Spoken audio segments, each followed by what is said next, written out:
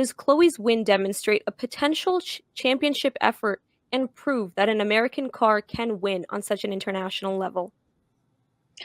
Yeah, Isha, I think you kind of alluded to it. This one kind of came out of nowhere. I went into this weekend truly believing this was going to be Abby Pulling's time to make a sweep, as you said, of the weekend. And she truly came out of nowhere and not only did an amazing, incredible job by putting herself in P2 after qualifying, but she completely dominated race two.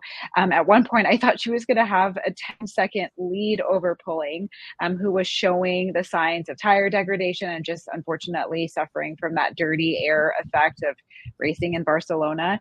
But back to your original question, I think if anything we've learned from this weekend, that this is not going to be an easy path for Abby to take the championship. We had so many strong performances amongst the women. And again, all I can use a word to describe Chloe's performance was dominant in race two. She totally controlled it from start to finish. So I think it's definitely going to be an indicator that she is going to fight for this championship, and it is not Abby's to run away with. Yeah, I think that Poling should definitely still be considered the title favorite. She does have a pretty big lead. She's never finished lower than second in a race this season. But in terms of trying to win out, I think obviously Dorian Penn is still coming back from her injury. You look at what Chloe Chambers did this weekend. And Isha, to your point as well about an American being able to win on an international level here. We've seen what's going on with Logan Sargent at Williams. I think he's been done no favors by the team this year in many respects, but it's been a rough go for him. And he was the first full-time American to race in Formula One in 16 years. I know Alexander Rossi did his 5 races, but in terms of having a full-time driver, we had to wait pretty much a generation to see that. I know this is the Women in Motorsport show, but I do want to highlight quickly Jack Crawford also took the win in the feature race in Formula 2 this weekend. So great weekend for young American drivers with Chloe Chambers in F1 Academy, Jack Crawford over in F2. And I think that is going to give American fans some hope that we do have some strong young development drivers on the road to F1 ladder. And hopefully we won't have to wait 16 years this time, whether it's Jack Crawford or Chloe Chambers or anybody else. To find an American full-time Formula One again. Of course, we all expect Logan Sargent probably coming over here to IndyCar next year. We'll just have to wait and see. But as for Chloe Chambers, dominant race too, like you mentioned, Emily, and I think, like you said, previewing the competition that we could see throughout the rest of the season. Still think Pulling's the title favorite, but we could see Chambers dominate with another race win or two, or maybe somebody else will get up there and stand on the top step of the podium as well. Yes, definitely. And Chloe Chambers' dominance so far has tied her for second place in the F1 Academy standings with Dorian Penn. 2 years ago, she was overshadowed by her Jenner Racing teammate Jamie Chadwick in the W Series. Chambers scored only 1 point and was 16th in the final driver's standings.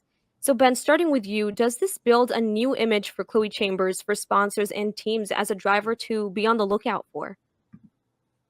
Absolutely. And, I think you hit the nail right on the head there. When she was in the W Series in 22, teamed with Jamie Chadwick, obviously Chadwick was dominating the series, running away with pretty much every race. We were talking here on this network discussing maybe she could sweep the entire season. And then ultimately she came up short in a couple races, and then the entire season and entire series came to an end, unfortunately. But, she certainly had a very strong dominant teammate in Jamie Chadwick. So that's a very high bar for her to be up against, but she did not have the success that I think she was hoping for in that W Series effort a couple of years ago. So to be able to go out here and, just the marketing aspect of it as well.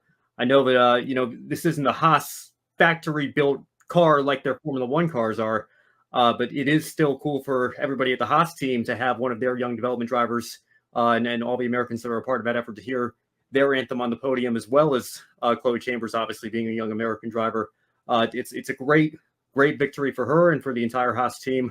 And I think it's going to go a long way in building that effort, like you mentioned, Isha, to give her a new image and show that she's a top prospect in F1 Academy here this year. Yeah, and I'd like to go back to another one of your points that you had just made, Ben, bringing up the Logan Sargent of it all, part of this Formula One conversation. Some would argue that his presence was kind of rushed from F2 to be on the F1 stage, and that Potentially is due to his marketability for an American audience to stand behind him. And so naturally, as you have been mentioning, a prominent American driver who is having a successful outing, like Chloe had this past weekend, that could be incredibly marketable. But to your point, it's not a Haas factory machine, but it has that Haas iconic logo on the side of it. So unlike her male cohorts in F1, she is finding success, and this could something be very exciting for Haas to want to continue to back and be trying to bring in sponsors because she is having an successful outing. So I definitely think that if she continues to put in performances that she has like this past weekend, I don't think this only weekend is going to lead her to have incredibly dominant sponsor opportunities. But if she has a consistent season, I do think that this is someone that sponsors will want to gravitate towards and back.